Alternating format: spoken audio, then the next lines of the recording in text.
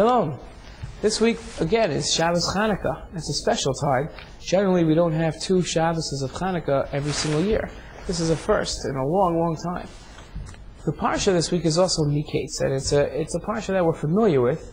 It starts off with Paro's famous dreams, Yosef being called in from the dungeon, from the prison to interpret those dreams, and then going onwards with Yosef's brothers coming to ask for food, Yosef accusing them of being spies, and onwards and onwards.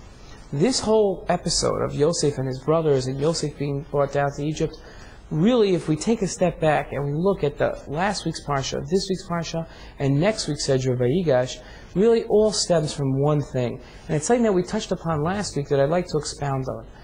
It's Yaakov's favoritism of Yosef. Yaakov, as we know, had 12 sons and at least 1 daughter. And we know of all his children, the one he really favored was Yosef. Our sages, as we described last week, fault Yaakov for favoring Yosef.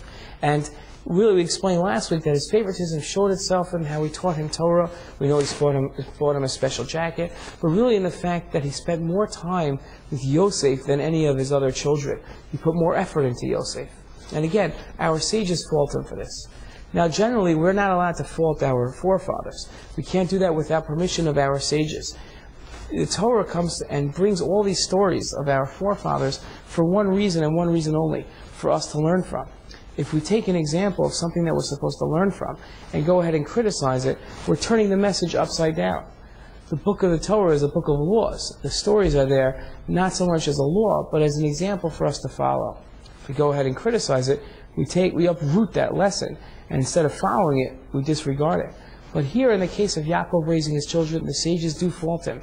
And the story is brought not for us to learn from in a positive way, but for us to view as something that we shouldn't do, that is favoring one of our children.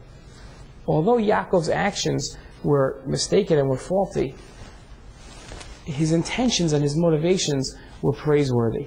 His idea of teaching Yosef, as we explained last week, was now he was an experienced father.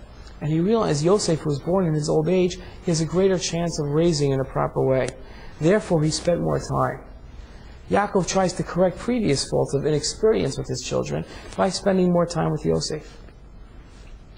We can learn an interesting lesson here. Not only that we shouldn't favor one child over another, but another lesson.